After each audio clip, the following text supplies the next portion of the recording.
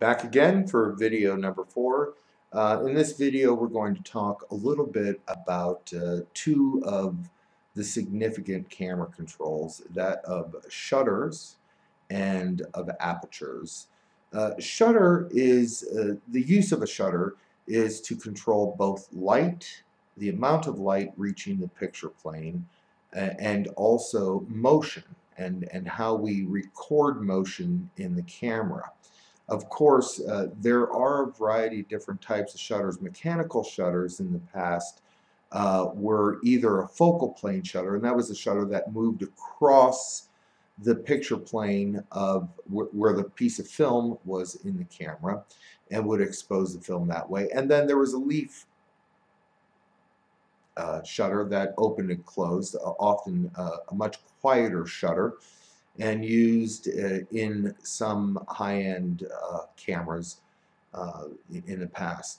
Of course, today the CCD, or charged coupled device, is not only our recording system and how we record our imagery on the CCD, but it also operates as our shutter.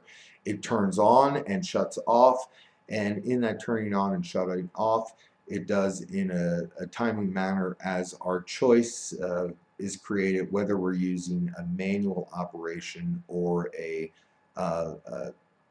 time or shutter priority choices that we have on our camera.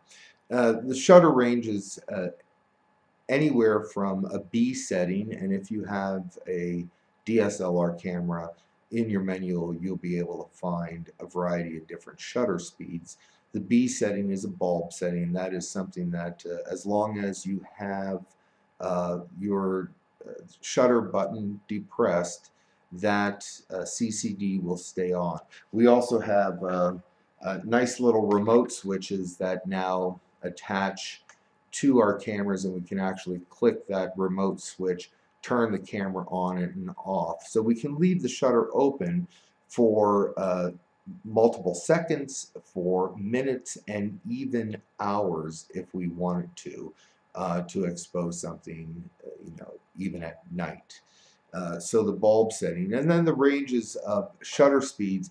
On the digital camera, we have multiple ranges, third stops, half stops, in between, full stop ranges, but they typically in the past we can see that shutter speeds had 2-second shutter speeds, 1-second shutter speed, a half a second, a quarter of a second, an eighth of a second, a 15th of a second, a 30th of a second, a 60th of a second, 1/125th of a second, 1/250th of a second, 1/500th of a second, 1/1000th of a second, so on and so forth, depending upon the camera that we had.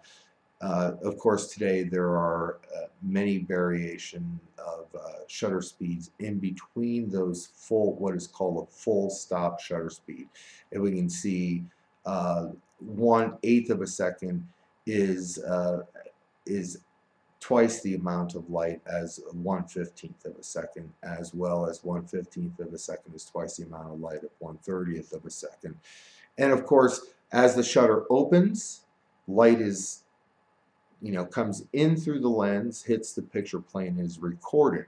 And depending upon how long that shutter stays open, in our case how long the CCD stays on, we can achieve a variety of effects. We can stop motion of a race car going by or water. We can also play on allowing light and color within the form to take a photo and expose it for a long period of time, whether the camera's on a tripod or we hand hold it, and come up with a variety of results. Blurred type of imagery we can create.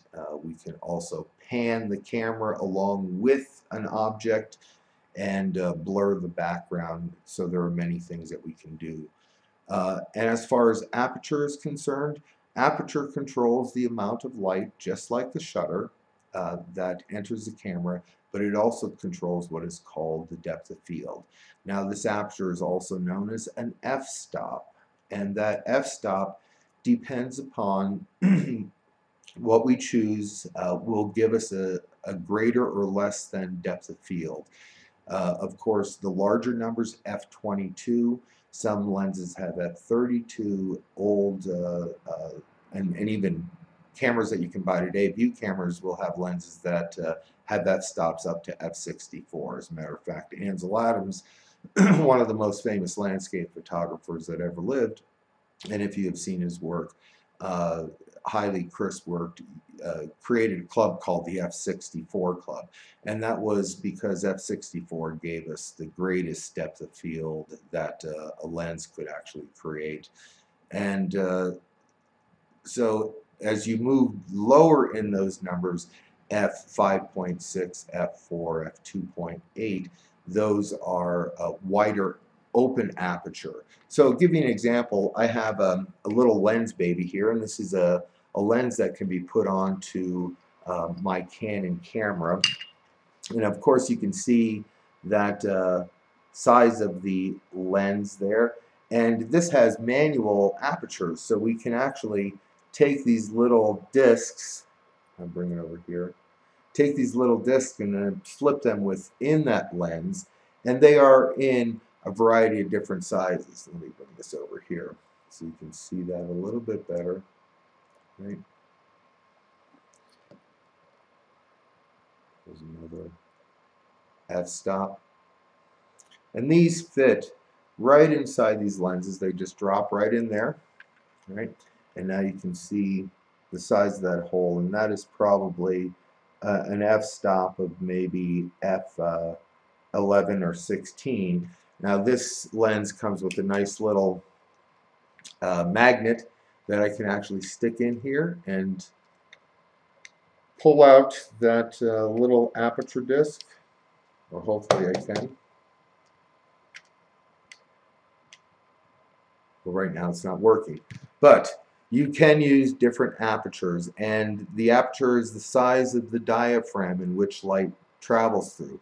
Remember back to the 1/100th of an inch, the pinhole camera, and how small a hole was needed to create a sharp image. Because we have really nice optics in our lenses, we don't need to have a pinhole that size, but aperture does change the amount of depth of field in our camera. And we'll talk more about that in our next video, and we'll see you soon.